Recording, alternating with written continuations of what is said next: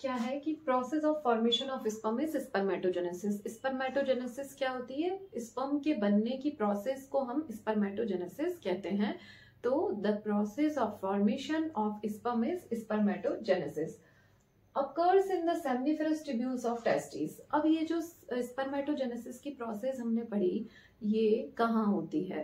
Spermatogenesis male reproductive system में एक organ है टेस्टिस। टेस्टिस के अंदर होता है सेमनीफेरस ट्यूब्यूल्स। सेमनीफेरस ट्यूब्यूल्स के अंदर होती है स्पर्मेटोजेनेसिस की प्रोसेस। मतलब स्पर्म बनने की प्रोसेस कहाँ होती है?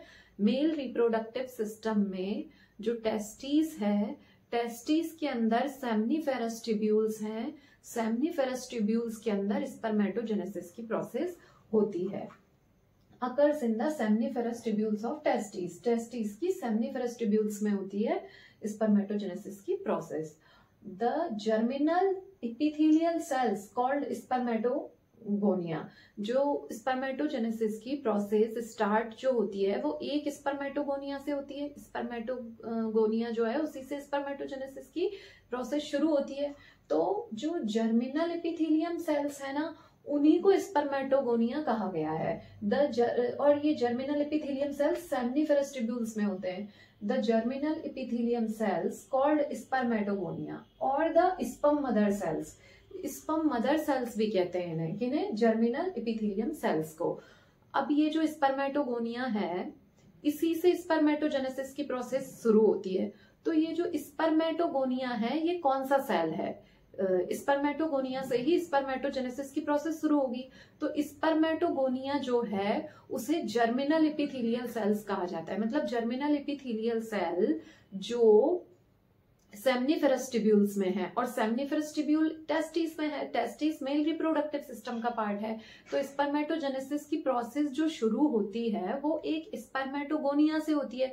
स्पर्मेटोगोनिया कौन सा सेल है? स्पर्मेटोगोनिया जर्मिनल एपिथेलियल सेल है, और ये germinal epithelial cell seminiferous tubules जो है टेस्टिस की, उसमें मिलता है। तो स्पर्मेटोगोनिया क्या है? जर्मिनल एपिथेलियम सेल्स होता है एक्चुअल में। और स्पर्मेटोगोनिया जर्मिनल एपिथेलियल सेल भी है, और स्पर्मेटोगोनिया जो है क्योंकि वो स्पर्म बनाएगा आगे चल के, इसलिए उसको स्पर्म मदर सेल भी कहा गया है। तो the germinal epithelium cells called spermatogonia. मतलब जो जर्मिनल एपिथेलियम सेल्स जो डले होते हैं सेमनीफेरस ट्यूब्यूल्स में टेस्टिस की, उन्हें स्पर्मेटोगोनिया बोलते हैं। और द स्पर्म मदर सेल्स, और उन्हें स्पर्म की मदर सेल भी बोलते हैं, क्योंकि ये स्पर्मेटोगोनिया आगे चल के स्पर्म बनाता है। Germinal epithelium sales on the lining of the seminiferous tubules. ये हमने अभी पढ़ा कि ये जो जर्मिनल एपिथेलियम सेल्स हैं, ये सेमनीफेरस ट्यूब्यूल्स में टेस्टिस की पाई जाती है। तो सेमनीफेरस ट्यूब्यूल्स में भी कहाँ पे? सेमनीफेरस ट्यूब्यूल्स की लाइनिंग में पाई जाती है। तो क्या है कि germinal epithelium sales on the lining of the seminiferous tubules. और ये क्या है? सिंपल क्यूबॉइडल एपिथेलियम टिश्यू की बनी है। They have the ability of meiosis. Meiosis की एबिलिटी है इनपे, क्योंकि मियोसिस होगा तभी स्पर्म जो है आगे चल के बनेगा। Formed in the fetal life, but they have been formed outside the embryo from the extra embryonic mesoderm। ये जो सेल्स हैं ये फीटल लाइफ में ही बनने लगते हैं, लेकिन ये जो है एम्ब्रियो के जो आउटसाइड जो है एक्स्ट्रा एम्ब्रियोनिक मीजोडर्म से बनते हैं फीटल लाइफ में। अब क्या है?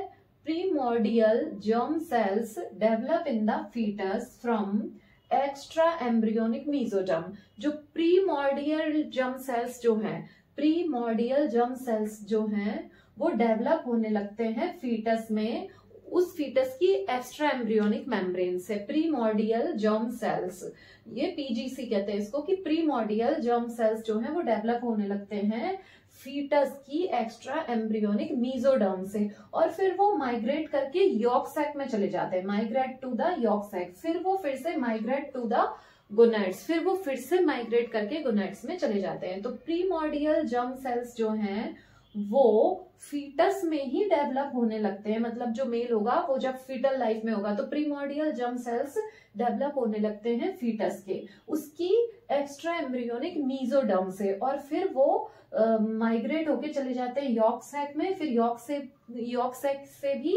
सैक से भी माइग्रेट होके चले जाते हैं गोनेड्स में। गोनेड्स मतलब रिप्रोडक्टिव ऑर्गन्स में।